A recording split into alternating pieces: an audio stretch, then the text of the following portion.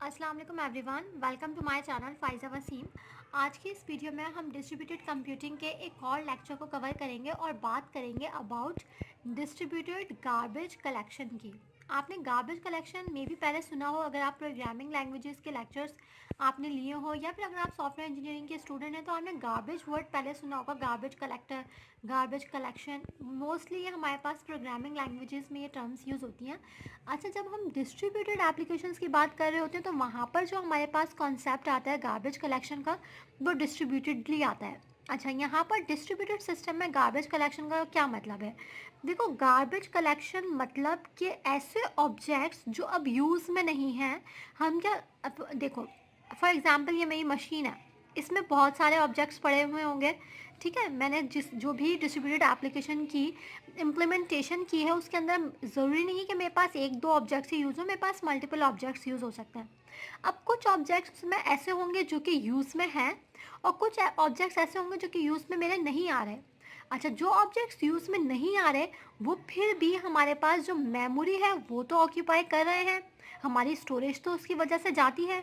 तो garbage collection में हम लोग ये करते हैं कि वो ऑब्जेक्ट्स जो कि अब यूज़ में नहीं हैं, हम उनकी उनकी स्टोरेज को, आप ये कह सकते हैं उनकी मेमोरी दूसरे ऑब्जेक्ट्स को असाइन कर देते हैं। ठीक है, ताकि एक तो हमारी स्टोरेज जो फिल थी वो रिमूव हो जाए, थोड़ा बहुत हमारी जो मेमोरी थी जो ऑक्यूपाई कर रहे थे इस टाइप के ऑब्जेक्ट्स जिनकी नीड ही नहीं है, उनकी मेमोरी हम दूसरे उन ऑब्जेक्ट्स को असाइन करते हैं जो कि हमारी नीड में रहते हैं। ये चीज़ समझ में आई? दोबारा से रिपीट करती हूँ।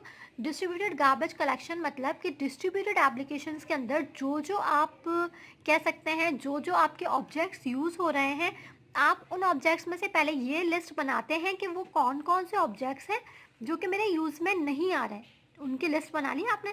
अब जो जो ऑब्जेक्ट्स यूज़ में नहीं आ रहे उनकी मेमोरी आप दूसरे ऑब्जेक्ट्स को असाइन कर देते हैं जो कि यूज़ में आ रहे हैं। ठीक है, इसके अंदर हमारे पास दो अल्गोरिथम्स यूज़ होते हैं। एक अल्गोरिथम है हमारे पास रेफरेंस काउंटिंग का और एक अल्गोरिथम यहाँ पर हम यूज़ करते हैं लीव टाइम का। इनका मतलब क्या है? देखो, अगर मैं रेफरेंस काउंटिंग एल्गोरिथम की बात करूं तो इन दिस, यहाँ पर क्या होता है, हमारे पास एक सर्वर होता है, एक क्लाइंट होता है। ठीक है, अब क्या हो रहा है कि सर्वर यहाँ पर ट्रैक रखता है, किस चीज़ का ट्रैक रखता है कि जब क्लाइंट रिक्वेस्ट करेगा, आप ये कह सकते हैं कि फॉर एग्जांपल एक क्लाइंट ने एक सर्वर से किसी पर्टिकुलर सर्विस की या किसी पर्टिकुलर ऑब्जेक्ट के लिए रिक्वेस्ट करी। ठीक है, कि मुझे ऑब्जेक्ट नंबर 1 चाहिए। अब सर्वर ये चेक करता है कि ऑब्जेक्ट नंबर 1 अगर यूज़ में है किसी और क्लाइंट के या किसी और मशीन के, तो वो क्या करता है, उसको डर्टी मार्क लगा देता है। डर्टी मार्क लगा देता है, उससे ये पता चल जाता है कि ये वाला जो ऑब्जेक्ट है वो अभी कोई और मशीन यूज़ कर रही है। ठीक है, उसके बाद वो क्या देखता है कि जब वो ऑब्जेक्ट यूज़ में, मतलब उसका यूजेज ख़त्म हो गया, तो फिर सर्वर क्या करता है, उस ऑब्जेक्ट को क्लीन मार्क लगा देता है कि मतलब कि अब ये ऑब्जेक्ट फ्री है, अब हम इस ऑब्जेक्ट को किसी और मशीन को असाइन कर सकते हैं। समझ में आया आपको? रेफरेंस काउंटिंग में क्या होता है कि जितने रिसोर्सेज हैं उनकी काउंटिंग करता है पहले तो, कि भाई हमारे पास ये ऑब्जेक्ट्स मौजूद हैं। अब जो ऑब्जेक्ट्स यूज़ में होते हैं उनको डर्टी मार्क लगाता रहता है कि ये अभी यूज़ में है, कोई और मशीन्स इनको यूज़ कर रही हैं। और जो ऑब्जेक्ट्स यूज़ में ख़त्म हो जाते हैं, कोई अब वो फ्री हैं, तो उनको क्लीन मार्क लगा दिया जाता है।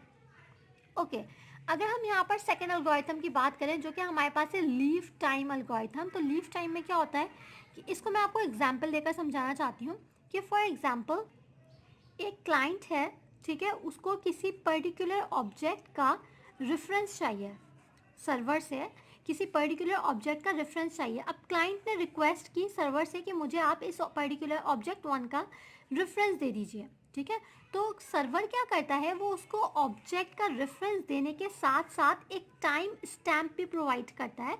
और वो क्लाइंट को ये कहता है, वो मशीन को ये कहता है कि आपने इतने टाइम के अंदर अंदर इस रिसोर्स को यूज़ करना है।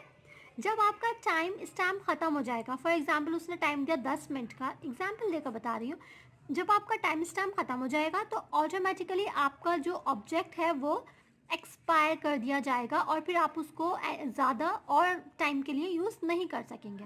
ठीक है, अब ऐसा भी हो सकता है कि उस टाइम के अंदर, जितना टाइम स्टैम्प प्रोवाइड किया गया है, उस टाइम के अंदर उस मशीन का काम पूरा ही नहीं हुआ हो। ठीक है। तो उसके वजह से तो फिर वो मशीन क्या करे, उसका काम तो पूरा नहीं हुआ, टाइम भी ख़त्म हो गया। तो वो क्या करेगी, फिर वो दोबारा उसके लिए रिक्वेस्ट करती है, फिर सर्वर उसको वो सर्विस प्रोवाइड करता है, लेकिन एक पर्टिकुलर टाइम स्टैम्प के साथ। इसीलिए इसको लीव टाइम का नाम दिया गया है इस एल्गोरिथम को। उम्मीद करती हूँ आपको डिस्ट्रीब्यूटेड गार्बेज कलेक्शन का कॉन्सेप्ट समझ में आया होगा। इसके दो एल्गोरिथम्स के हवाले से हमने बात की है, रेफरेंस काउंटिंग और लीव टाइम। आई होप आपको क्लियर हो गए होंगे। समझ में नहीं आया तो आप हमसे कमेंट बॉक्स में पूछ सकते हैं। हम मिलेंगे नेक्स्ट वीडियो में। अपना ख्याल रखिएगा, मुझे दुआओं में याद रखिएगा। अल्लाह हाफ़िज़। अल्लाह हाफ़िज़।